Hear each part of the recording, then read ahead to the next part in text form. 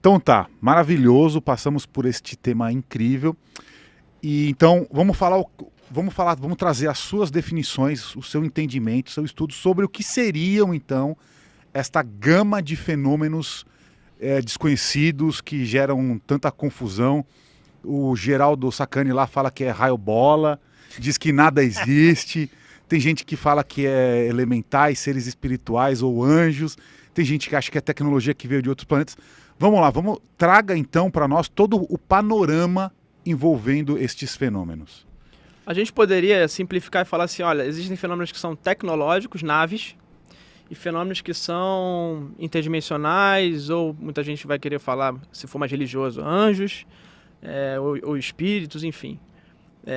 E alguns seres estranhos no meio disso tudo. Mas, mesmo os tecnológicos, tem casos, por exemplo, Jacques Vallée pesquisou, o pesquisador francês, astrônomo, físico, enfim, ele e veio no Brasil várias vezes, tinha casos em que você via, uma pessoa via um disco e a pessoa do lado via um cilindro ou uma esfera.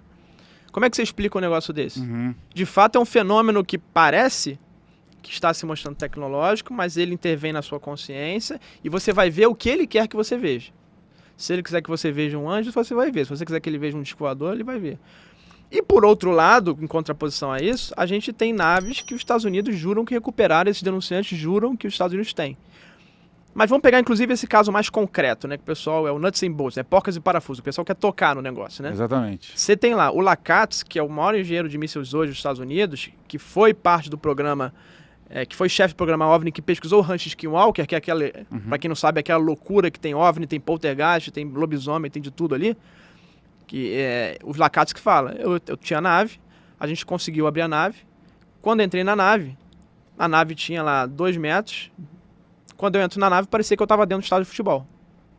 E a nave não tinha um método de propulsão, ela não tinha uma energia para mover ela. Ela simplesmente uma peça ali de metal bonita, e que você entrava e causava uma distorção, e você se via ali dentro como se fosse um estádio de futebol. Mas não tinha nada para mover a nave. Então quem está movendo a nave? E uma das coisas que falam que esse programa de revelação está acontecendo nos Estados Unidos é que eles não conseguiram, ao longo dessas décadas, fazer engenharia reversa. Eles estão desesperados, porque eles sabem que a China também tem. E eles estão pensando assim, porra, será que a China conseguiu... Eu tô achando aqui que não dá para funcionar e a China resolveu esse problema? Então eles estão com a pulga atrás na orelha por causa disso, morrendo de medo. Esse é um dos motivos, um dos grandes motivos desse assunto estar vindo a público. E aí você tem essa nave que não tem, a princípio, método de propulsão e nenhuma forma de energia. Quem está movendo ela? Poderia ser uma mão invisível. Uma consciência que está ali, ela só funciona se você tiver aquela mão invisível fazendo ela funcionar. Que mão invisível poderia ser essa? Eu imagino que talvez uma consciência, que a consciência é a coisa que a gente menos conhece. É a coisa que a gente mais estuda, e quanto mais estuda, tem mais dúvida. O que é uma consciência? É um espírito? É uma mente humana? O que habita o cérebro é uma consciência que está ali sintonizada com a carne, e depois, quando você dorme, ela consegue flutuar? O que é a consciência? Então, acho que talvez a gente comece a ver que a consciência é que movimenta esse tipo de objeto. Eu já vi até algumas hipóteses de que as próprias naves seriam entidades vivas e conscientes.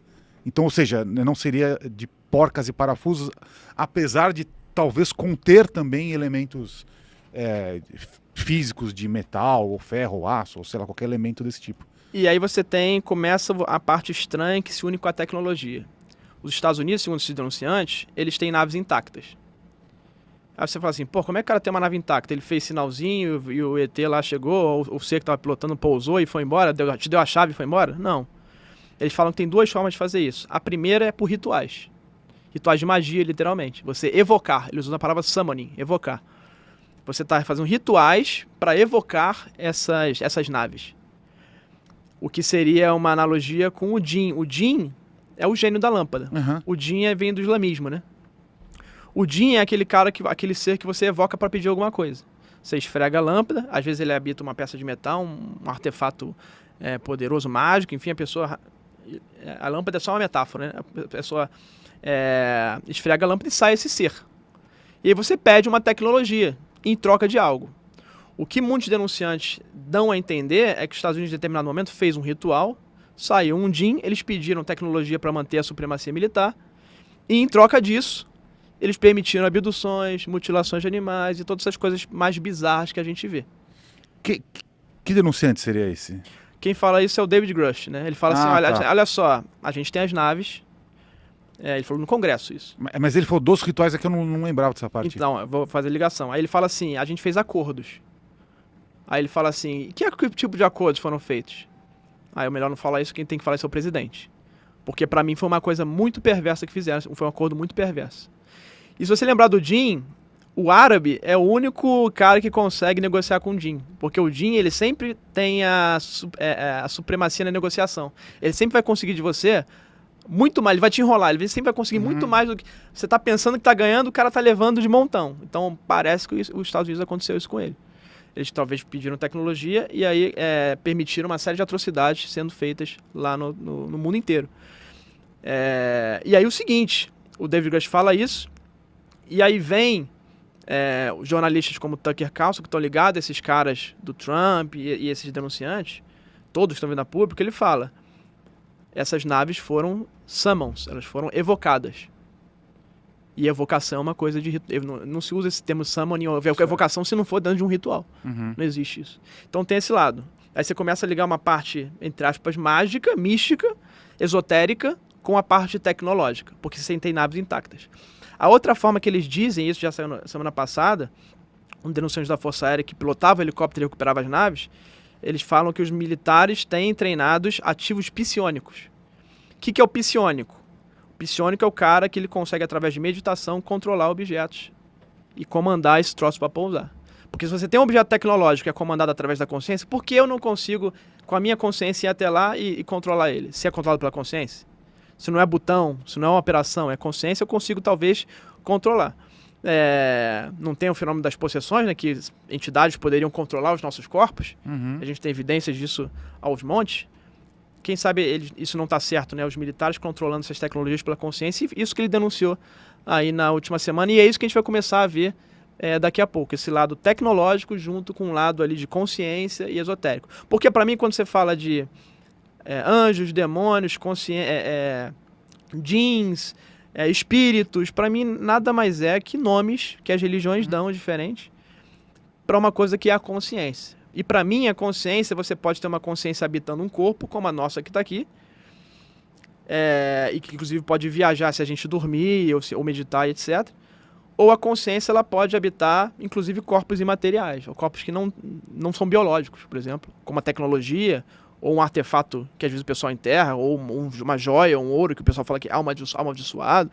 Eu acho que essa consciência pode habitar múltiplos tipos de materiais, biológicos ou não. E também não orgânicos, inorgânicos. E é isso que está parecendo que esses caras estão tentando dizer que está vindo a público. E essas consciências podem ser incorpóreas, ou seja, eu vou mostrar daqui a pouco um gráfico do governo que mostra os tipos de possibilidades. Uma das possibilidades é uma consciência que não habita nada, ela está lá e você pode chamar ela para pedir alguma coisa ou fazer um ritual. E ela pode, inclusive, se materializar para você. Então a gente começa a entrar num âmbito que a ciência não consegue, nossa física não consegue explicar. Que interessante isso, hein? Muito interessante. 2025 vai ser um ano muito louco, porque esses caras vão começar a vir a público, os documentos vão vir a público falando exatamente essas coisas que eu tô... Claro, eu não estou falando exatamente o que eu estou pegando pistas, migalhas e tentando ligar os pontos, né? Pode ser um pouquinho diferente, mas é mais ou menos isso que esses caras estão tentando dizer pra gente. Porque é muito legal essa sua visão, né? O fato de você ser um ufólogo sério, também um cientista, também um ex-militar, né? Você tem toda essa sua bagagem, porque esse entendimento espiritual e místico, né, desse fenômeno é algo que, assim, que literalmente tá numa bolha mística e a grande maioria das pessoas acham que é uma loucura de bicho grilo, né? Quando a gente fala mesmo da ayahuasca, você teve experiência com os povos originários, não é? A ayahuasca ele é esse processo, né, de uma expansão, de uma viagem da consciência, né? Ou a própria projeção astral também.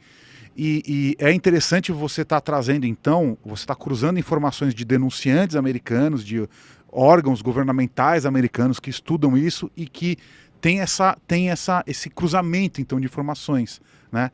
Então, assim, o que eu estou querendo dizer? Que migra de um bicho grilo, que seriam os malucos aqui do paranormal, que acreditam, ai meu Deus, a consciência voa, que absurdo e tal.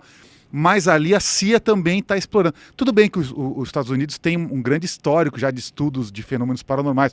O Projeto Montauk, né, que é o de controle da mente, o MK Ultra também. Então, assim, é interessante ver que você está fazendo um trabalho de cruzar essas informações todas. Eu acho que isso é uma coisa que é muito legal. Eles têm lá o projeto, o Stargate, né? O projeto lá de estudo para formar espiões psíquicos desde a década de 60. É verdade. Eles pegaram na Guerra Fria, com a espionagem na Guerra Fria, e descobriram que a União Soviética estava estudando isso. Eles falaram, cacete, esses caras estão espionando a gente à distância. Vamos estudar isso também. E ali eles começaram a estudar a consciência. E hoje, por exemplo, na base de Wright-Patterson, um dos denunciantes é um coronel, John Blitz, publiquei no meu canal a denúncia dele, hoje, inclusive. Ele foi um cara que comandava na base de Wright-Patterson, que falam que é para onde os corpos de seres iam antigamente, para onde vão as naves. Uma divisão que é de aprimoramento humano. O que é aprimoramento humano? Você treinar pessoas para ter técnicas de controle mental para você pilotar drones, comandar drones com a sua mente. Para você ver que eles estudam isso há muito tempo, e se eles controlam drones, certamente estão treinando a controlar outras coisas também.